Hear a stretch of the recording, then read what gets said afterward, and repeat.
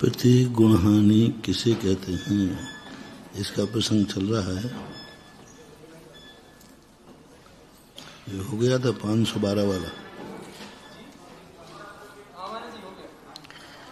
निश्चय कहा चाय किसे कहते, चाय भी हो गया था सर। हाँ,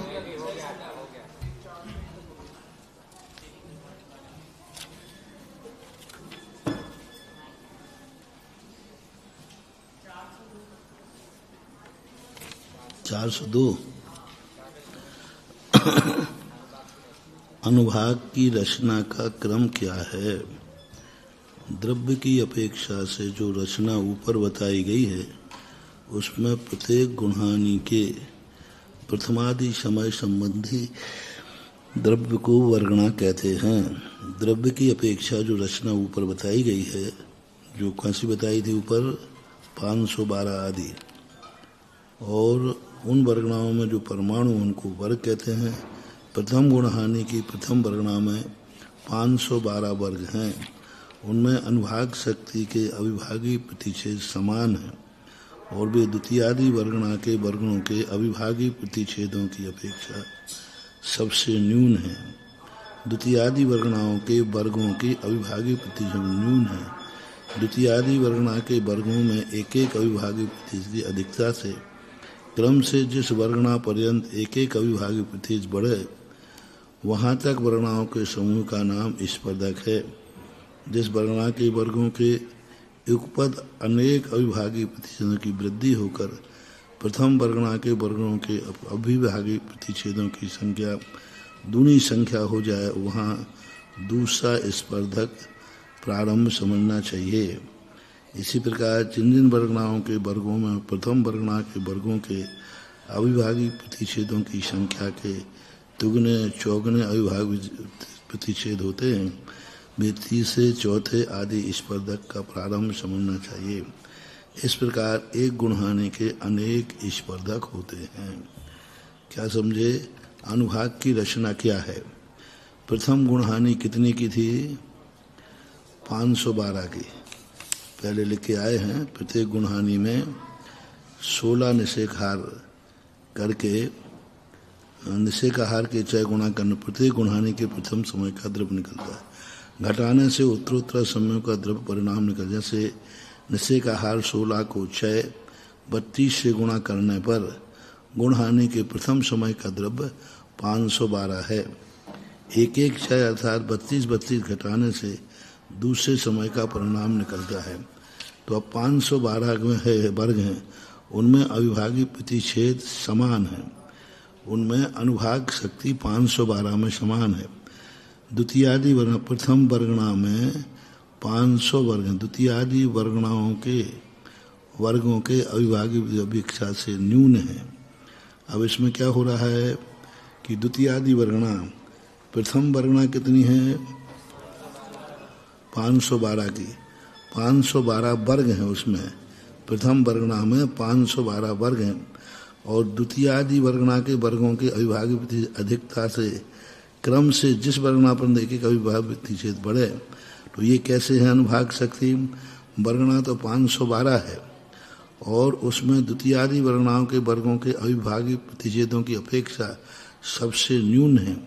अविभागी प्रतिच्छेद 512 में कम है। वर्ग तो किसे हैं? ज़्यादा हैं और अनुभाग शक्ति कम है। जहाँ जहाँ स्थिति बढ़ती जाती है अनुभाग शक्ति घटती जाती है और जहाँ जहाँ स्थिति घटती बढ़ती कम होती जाती है वहाँ अनुभाग शक्ति बढ़ती जाती है। तो 512 वर्गणा सबसे हाईएस्ट है, तो इसमें सबसे कम अनुभाग शक्ति है। और 512 में से 32 घटाएंगे कितने बचेंगे? 400।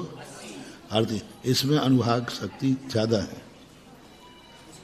हाँ, अब वर्गणा घटेगी तो अनुभाग शक्ति बढ़ेगी, और वर्गणा बढ़ेगी तो अनुभाग शक्ति घटेगी। ये है जैसे उत्कृष्ट स्थिति भाग अनुभाग बंद होता है, सबसे अनुभाग बंद उत्कृष्ट कहाँ होता है? सबसे जघन्य स्थिति जहाँ बंद होती है अनुभाग शक्ति वहाँ सबसे ज़्यादा होती है। जैसे अंतर्मुहूर्तवर्ती श्रेणी में कर्म बांधता है तो वहाँ सबसे अधिक अनुभाग शक्ति पड़ती अनुभाग शक्ति। उत्कृष्ट स्थिति में कभी उत्कृष्ट अनुभाग नहीं होता है। उत्कृष्ट स्थिति में कभी उत्कृष्ट अनुभाग नहीं होता है। जैसे कोई ने 70 कोड़ा कोड़ी की स्थिति बांधी, उसमें अनुभाग शक्ति उत्कृष्ट नहीं होगी। 30 कोड़ा कोड़ी बांधी, उसमें अनुभाग शक्ति उत्कृष्ट नहीं होगी, अनुभाग शक्ति कम बढ़ होगी।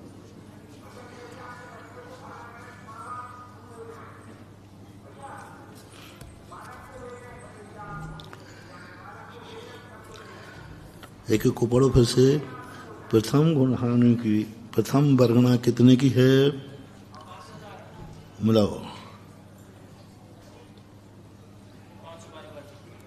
512। प्रथम वर्गणा में कितने वर्ग हैं? 512।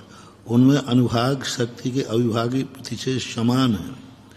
उनमें 512 का ग्रुप क्यों बनाया? क्योंकि इसमें अनुभाग शक्ति सब में बराबर है। कल हमने कहा था ना परसों, ग्रुप है, इतनी उम्र तक के ग्रुप इस ग्रुप में आएंगे। तो उन्होंने अनुभाग शक्ति, जहाँ तक एक समान वर्गणाओं में अनुभाग शक्ति है वो एक ग्रुप में जाएगी। 0 पावर का एक तरफ आएगा, 60 पावर एक तरफ आएगा, 40 एक तरफ आएगा। इस प्रकार कर्मों की विवक्षा है कि कितने वर्गणाओं में अनुभाग शक्ति बराबर है। तो 512 वर्गों में अभिभाग शक्ति बराबर है। बराबर का टू द पॉइंट नहीं, एक नाप है उनका, तो उतनी बराबर है। अब उसके बाद से यदि एक शक्ति बढ़ती है, एक वर्गणा अनुभाग द्वितीय आदि वर्ण, दूसरी आदि वर्णाओं के वर्गों की अविभागी प्रतिशत की अपेक्षा न्यून है। द्वितीयादि वर्गणा के वर्गों के अविभागी प्रतिशत की अपेक्षा न्यून है। यानी अनुभाग शक्ति जो 400 कितनी बताई थी दूसरी?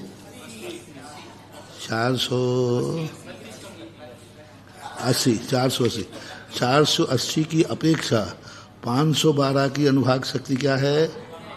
न्यून है। स्पष्ट हो रहा ना? 512 है, 480 की अपेक्षा संख्या तो 12 है लेकिन अनुभाग शक्ति कम है। द्वितीयादि वर्गणाओं के वर्गों की अविभागी प्रतिशत की अपेक्षा न्यून है। किससे न्यून है?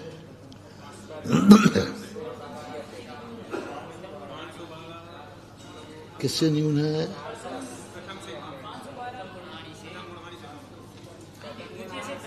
हाँ, द्वितीय जो वर्गणा है वर्गणा उससे प्रथम वर्गणाओं की अनुभाग शक्ति कम है। स्पष्ट देखो ना, इसमें एक देखो कैसे कह रहे हैं।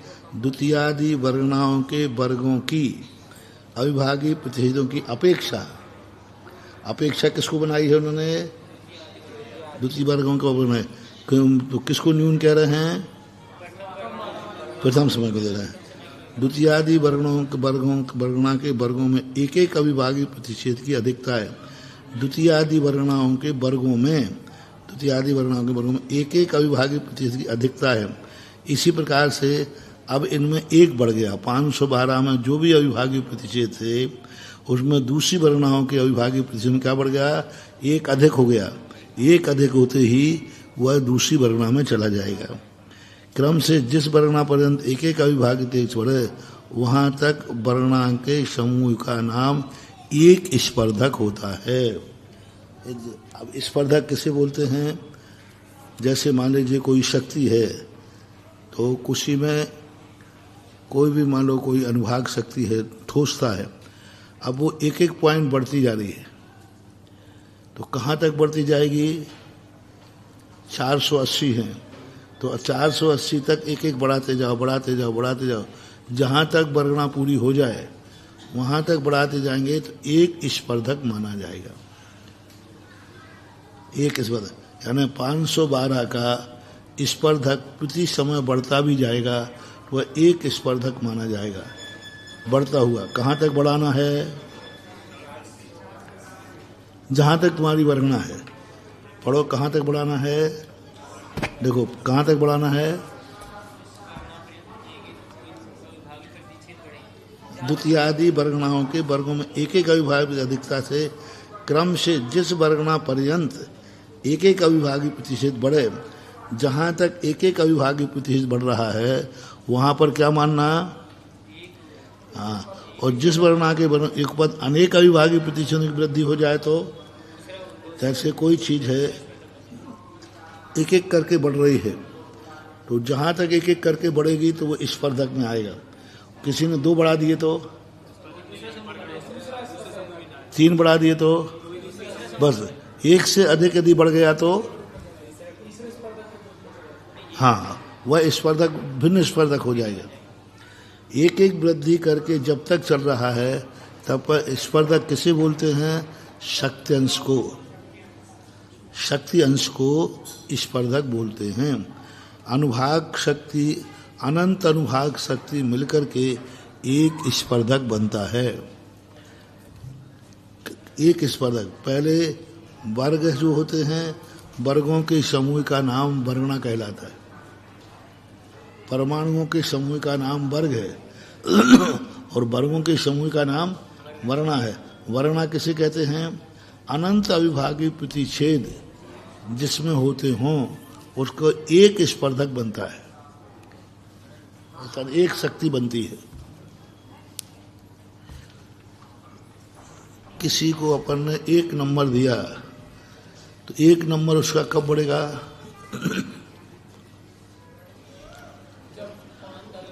दो से सीधा 3 पे पहुंचेंगे कि कुछ बीच में राशि है? हाँ, पॉइंट वाली राशि है। 2 से 3 पर एकदम पहुंच गया क्या? क्यों? 1.1 नहीं होता क्या? 1.2 नहीं होता क्या? 1.5 नहीं होता क्या? तो ये पॉइंट क्या है? हाँ, अब फिर पूरे होने कितने बढ़ाने के बाद पॉइंट कितने बढ़ गए? 9 तक बढ़ते फिर क्या हो जाएगा? संख्या बदल जाएगी। अब लिख देंगे 2। तो 1 से जो 2 गए हैं वो एकदम गए हैं कि उसमें कुछ अंतर है? मिनट का 1 मिनट हुआ है, लेकिन 1 मिनट भी प्रति सेकंड कांटा बढ़ा है कि नहीं? अब सेकंड कांटा सेकंड में निकाल लेना। 1 सेकंड भी क्या एक साथ हो गया? उसमें भी कोई क्रम है?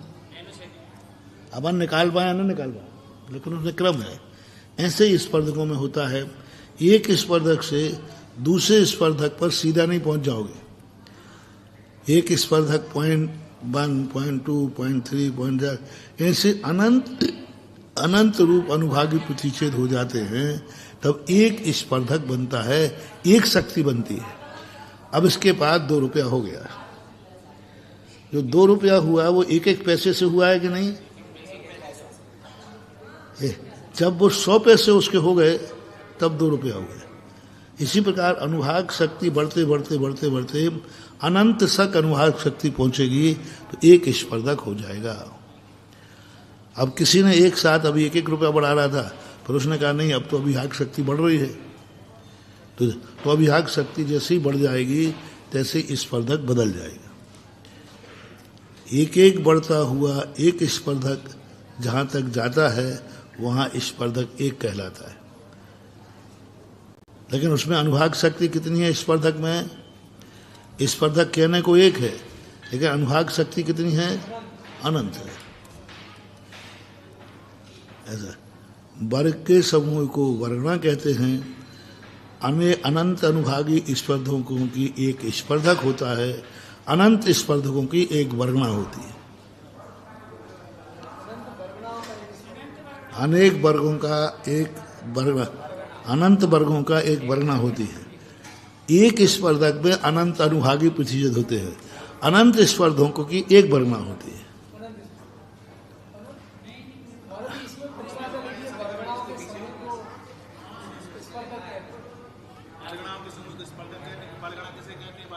वर्गना को वो बता रहा हूँ।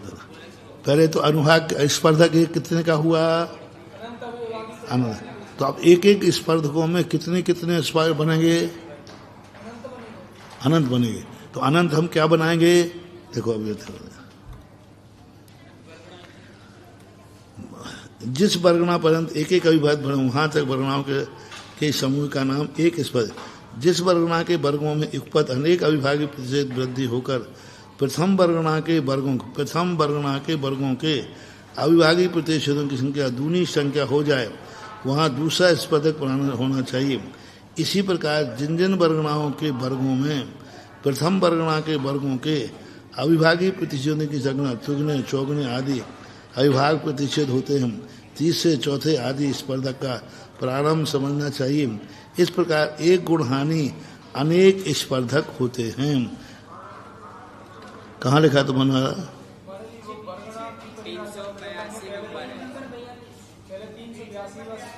382 नंबर का प्रश्न।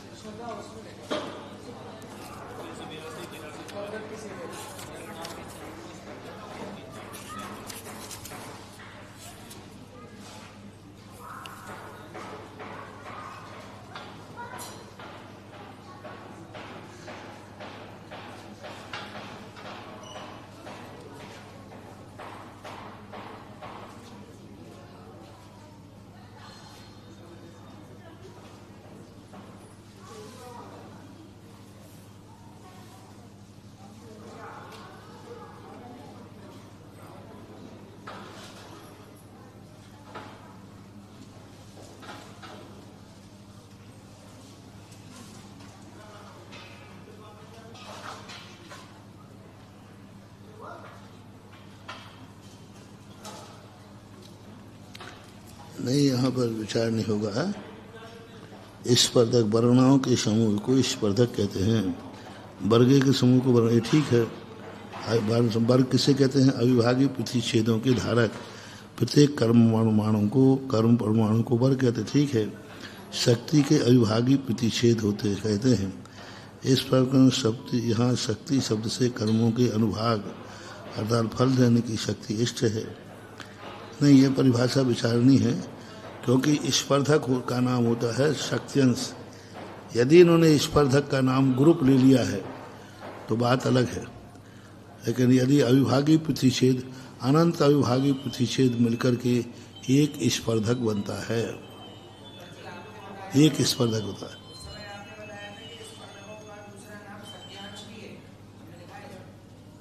कहाँ लिखा? कहाँ लिखा है? नहीं, स्पर्धकों का नाम शक्त्यंशी होता है। ये परिभाषा जो उन्होंने बनाई है, वर्गणाओं के समूह को स्पर्धक कहते हैं, वर्गणाओं के समूह को निषेक कहते हैं। वर्गणाओं का समूह, देखो निषेक की परिभाषा आई थी पहले।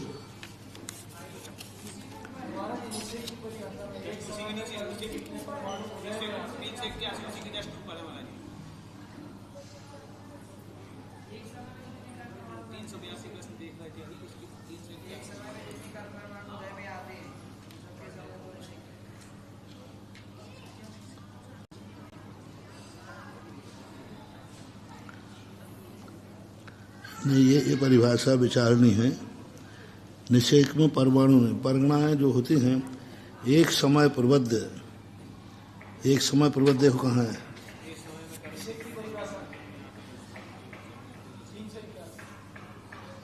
तीन सौ 91।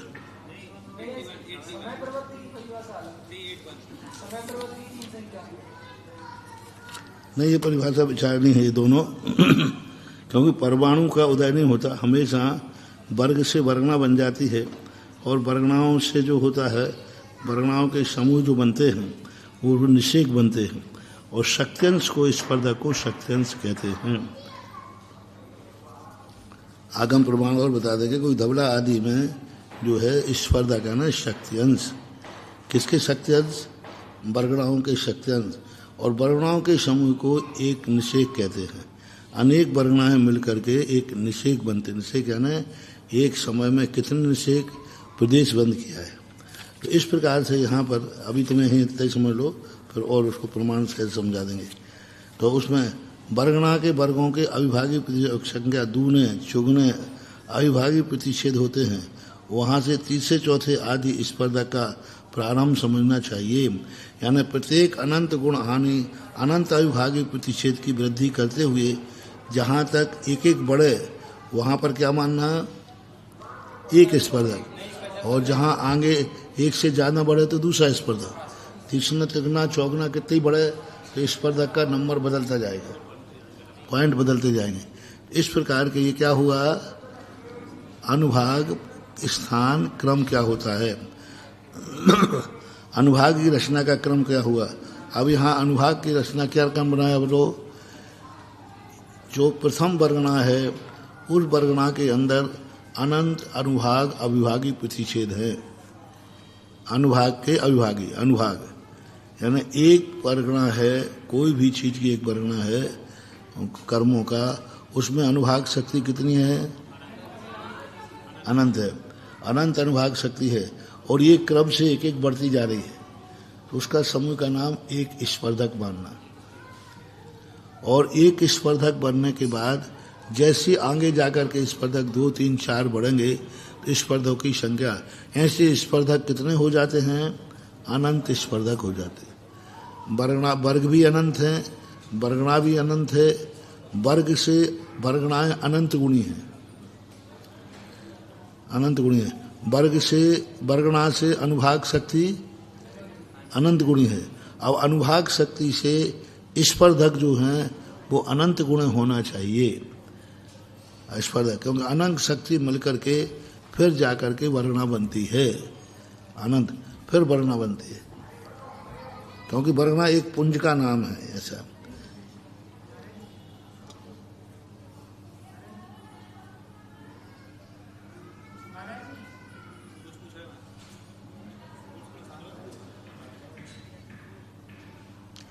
इस प्रकार एक गुण हानि में अनेक स्पर्धक होते हैं। ठीक है, क्या बोल रहा है,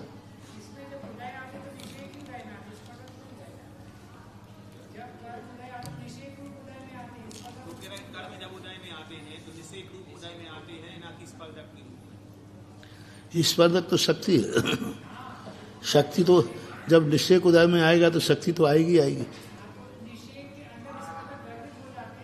तो अनुभाग शक्ति तो आएगी आएगी ना, बिना अनुभाग शक्ति के कर्म कैसे उदय में आएगा। तो फिर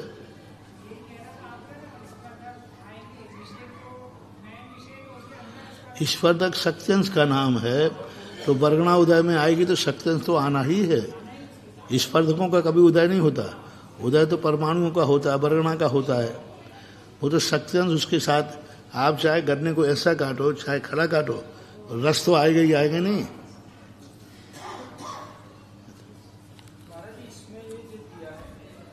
इत्यादि वर्गणाओं के वर्गों के अविभाग प्रतिच्छेदों की अपेक्षा सबसे न्यून है प्रथम वर्गणा। तो जो 288 नंबर की जो सबसे अंतिम थी अपनी गुणहानि आयाम में 512 तो प्रथम थी, उसको क्रम से चाहे 32 घटाते घटाते तो 288 बची, तो उसमें अविभाग प्रतिच्छेद सबसे ज्यादा हो गए। किसमें, नीचे वाले में, सबसे नीचे वाले, हाँ अनुभाग, लेकिन वर्गणाएं कम हो रही, हाँ, लेकिन अनुभाग शक्ति घटती जाएगी, क्योंकि स्थिति कारण रहेगी। योग की प्रवृत्ति घटेगी लेकिन विशुद्धि बढ़ेगी, तो अनुभाग शक्ति क्या होगा, योग की चंचलता घट रही है लेकिन विशुद्धि बढ़ रही है, तो अनुभाग शक्ति तो बढ़ेगी, और योग की चंचलता कम होने से वर्गणाएं कम आएंगी लेकिन पावर ज़्यादा पड़ेगा। एक अंतर मुहूर्त में जो कर्मबंध होगा उसमें अनुभाग शक्ति ज़्यादा होती है। अनुभाग शक्ति सदा पुण्य कर्मों की ज़्यादा होती है, स्थिति कम होती है। पुण्य कर्मों की स्थिति कम बनती है, अनुभाग शक्ति ज़्यादा होती है, क्योंकि योगों की चंचलता रुक जाती है लेकिन विशुद्धि परिणाम बढ़ता है। तो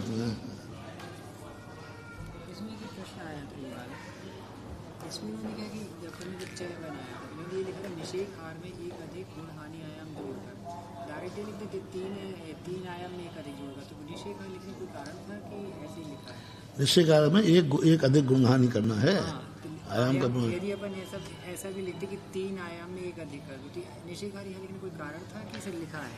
नहीं, निश्चय काल में एक अधिक हुई तो गुणा निकालने का तरीका है। यदि आयाम को भी 3 गुना करने के लिए कहते हैं निषेधार शब्द ना दे करके, तो भी आयाम एक है ना, आयाम किसे कहते हैं? ऊपर है आयाम ये था, ये है 8 का, ये 8 समय का, इसको ही करे थे कि नहीं, 8 8 एक अधिक कर दो तो भी 25 आ रहा है। 8 का एक आयाम है। हाँ, 8 3 24 और 1 25। तो ये निषेधार यहाँ जो शब्द दिया इसमें कोई कारण है कि इसे लिखा है? नहीं, 3 में नहीं करना है। निश्चय का हार जितना है एक अधिक गुणहानि आयाम करने पर जो आयाम है उसमें एक अधिक करना है। तो एक अधिक कितना होगा? वो तो 9 होगा बस 9, एक ही अधिक करना है। संख्या तो 25 वैसे भी आ रही है, तीन आयाम को 8 3 24 और 1 25। नहीं, उसमें फिर आगे जाके उलझ जाओगे। आगे गड़बड़ है। हाँ, इसलिए तो आप लोग नहीं आयाम करके प्लस नहीं, यहाँ गुण से नहीं आयाम बनाओ। कितने का बनाना है? इन्हें 8 समय का बनाया, वो तो बन गया। अपन अंतर्मुख का बना लो। हाँ, आयाम बनाना है तो पर उसमें एक अधिक करना है, 3 से नहीं होगा उसमें एक अधिक करना। आश्रव किसे कहते हैं? बंध के कारण को आश्रव कहते हैं। बंध के, अब देखो कितनी बड़ी कहते हैं, बंध के पूर्व को आश्रव कहते हैं। बंध के कारण तो क्या है? मिथ्या और बंध है क्या? तो अभी है पंडित जी हैं, अब ठीक है।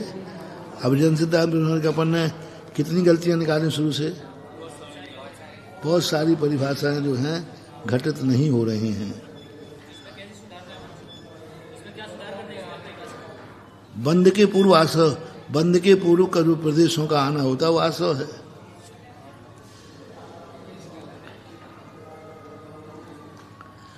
आश्रव के कितने भेद हैं?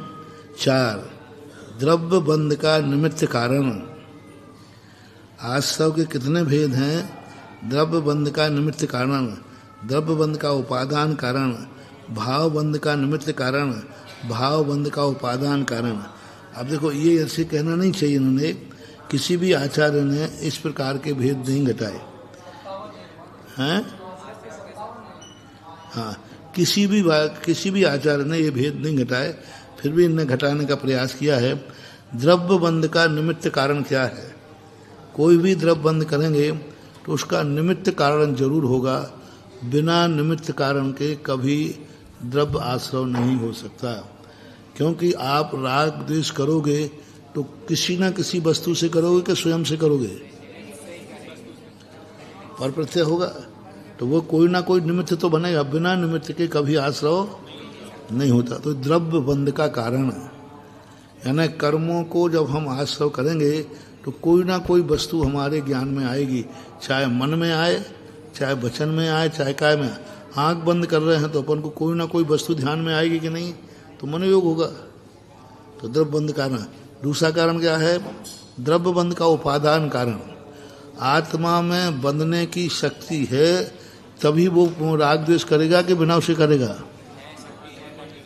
नहीं है शक्ति तो सिद्ध भगवान में नहीं है। यदि अपन सो रहे हैं या उपयोग उस तरफ नहीं है तो उपादान यदि कर्म बंध के कारण के अभिमुख नहीं है तो कितने भी निमित्त मिल जाए राग द्वेष नहीं होगा। तो उपादान कारण क्या है? द्रव्य बंध की तरफ आपका उपयोग है कि नहीं। जैसे चश्मा, ठीक है, जैसे चश्मा है तो चश्मा बंध का कारण बन सकता है कि नहीं? लेकिन हम चश्मा तो है लेकिन हमारा उपयोग नहीं उस तरफ, तो उपयोग नहीं। हाथ में भी लिए तो क्या होता है? उपयोग नहीं हमारा उस तरफ। उपयोग नहीं है तो बंध का कारण, तो द्रव्य बंध का उपादान कारण यानी निमित्त कारण, निमित्त मौजूद होना चाहिए और निमित्त के प्रति उपादान का अभिमुख होना चाहिए। यदि उपादान तद्रूप नहीं है तो बंध नहीं होगा। इसलिए बंध में क्या करना चाहिए? द्रव्य बंध का उपादान कारण, द्रव्य बंध का निमित्त कारण। फिर क्या है? भाव बंध का निमित्त कारण। अब द्रव्यबंध तो समझ लिया, ये चश्मा है, और भाव द्रव्यबंध का उपयोग इस तरफ उपयोग है। अब इसमें भाव निमित्त कारण बताओ। भाव निमित्त कारण, भाव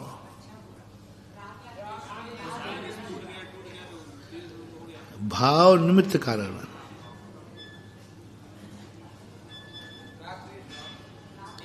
निमित्त कारण। महाराज जी इससे अच्छा नहीं दिख रहा है, इसको लगाने से अच्छा नहीं दिख रहा है। ये तो तुम्हारा भाव निमित्त कारण बन जाएगा। अभी आगे देंगे ना, ये भाव उपादान कारण, भाव उपादान कारण। इसमें क्या राग द्वेष कराने की शक्ति है कि नहीं? पर वो है भाव। क्या उसको देखकर हमारे भाव उत्पन्न होंगे? तुम्हें क्यों नहीं हो रहा है?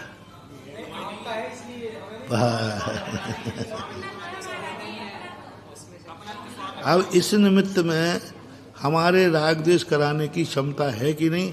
हर व्यक्ति हर वस्तु से राग द्वेष नहीं होता, वो निमित्त तो बने।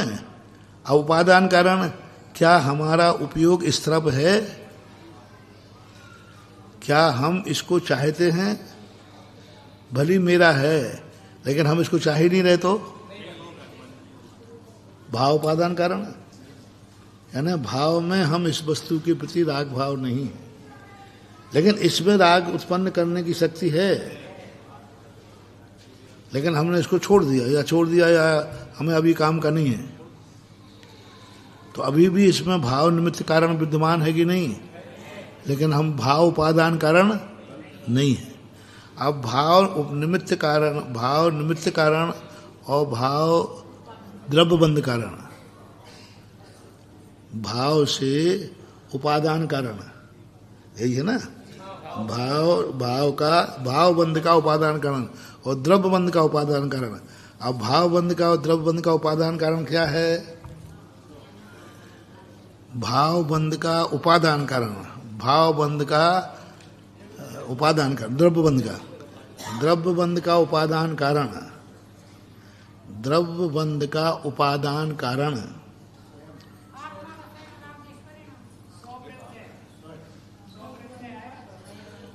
भावबंध का उपादान कारण द्रव्यबंध का,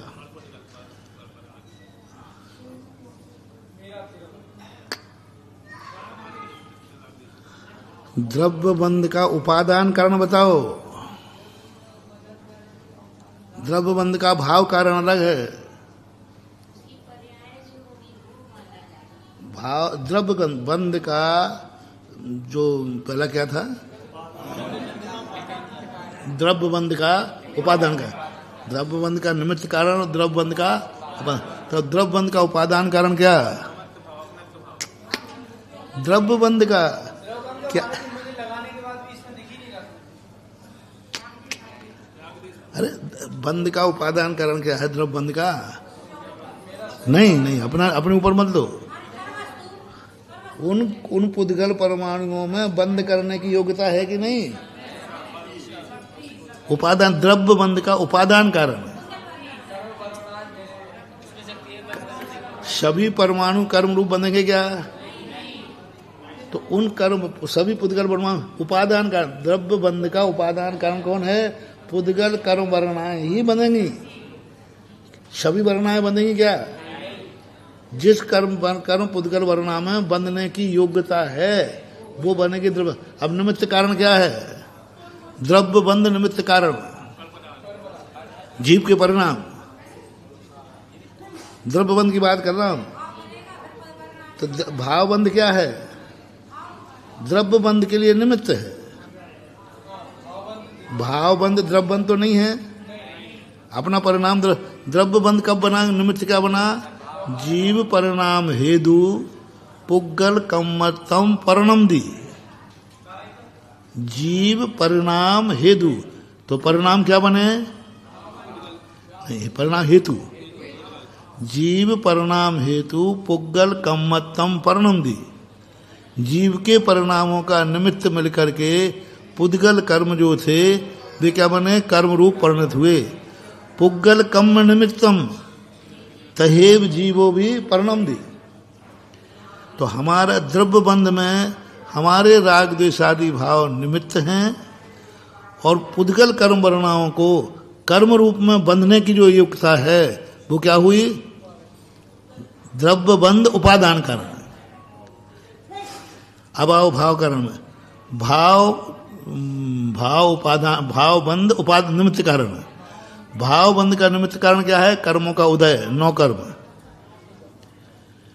पुग्गल कम पर जी परिणाम हेतु पुग्गल कम्मम तहेव निमित्तम जी परिणाम हेतु जीव, वो गाथा बोली थी ना भैया, पुग्गल कम निमित्तम तहेव, पुग्गल कम निमित्तम तहेव जीवो भी परिणाम दी।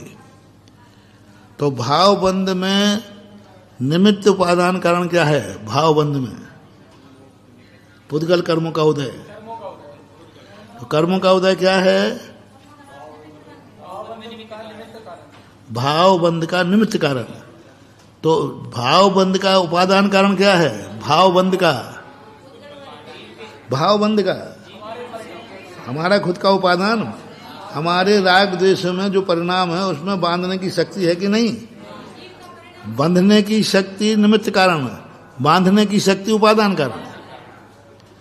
उन पुद्गल परमाणुओं में बंधने की शक्ति है कि नहीं? ये क्या हुआ? नहीं, द्रव्य उपादान कारण।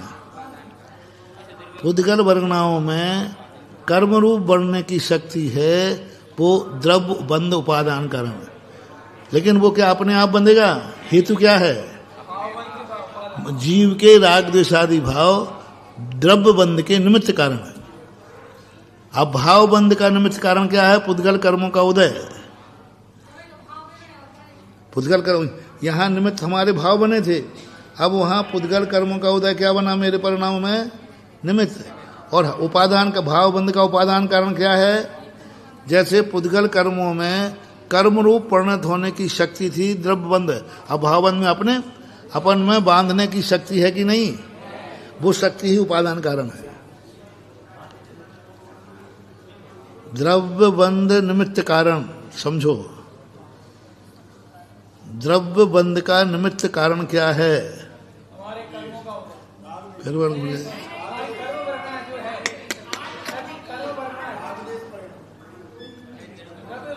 फिर द्रव्य बंध का निमित्त कारण हमारे राग द्वेषादि भाव। उन कर्म परिणामों को कर्म रूप परिणमित कौन करा रहा है? हमारे परिणाम। जीव परिणाम हेतु पुग्गल कम्मत्तम परिणम दी। जीव के परिणामों का निमित्त पाकर पुद्गल कर्म परिणमन करते हैं। तो क्या आप रिपीट करो? द्रव्य बंध का निमित्त कारण क्या है? जीव के राग द्वेषादि भाव। द्रव्य बंध का उपादान कारण क्या है? कर्म वर्णाओं में कर्म रूप परिणमन करने की योग्यता। अब आओ भाव निमित्त बंध कारण। भाव बंध का निमित्त कारण कर्म। अब लोग यहां लगाओ कर्मों का उदय। कर्मों का जो उदय है वह जब जब भी भाव होंगे, कर्म के उदय के बिना नहीं हो सकते। हाँ, कर्म के उदय पे हुए और ना भी, लेकिन हुए हैं तो कर्म के उदय में राग द्वेष भाव होवे या ना होवे कोई जरूरी नहीं, लेकिन जब भी राग द्वेष होगा तो उदय में ही होगा। अब भाव बंध का उपादान कारण क्या है? नहीं, हमारी योग्यता है। जिसमें बंधना है उसकी योग्यता होना भाव बंध उपादान कारण बनता है।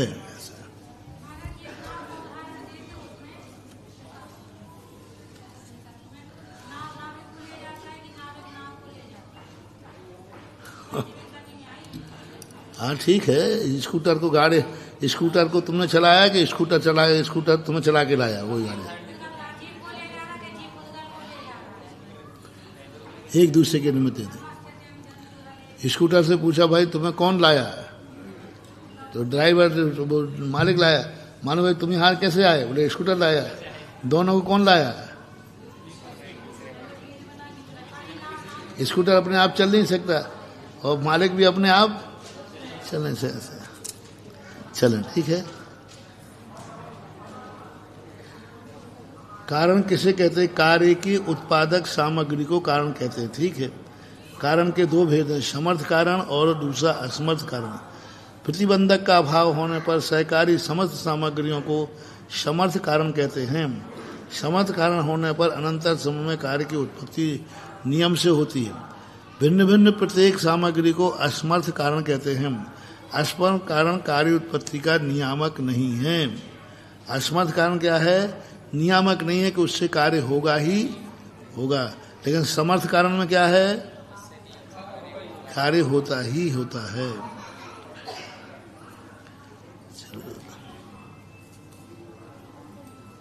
चलो।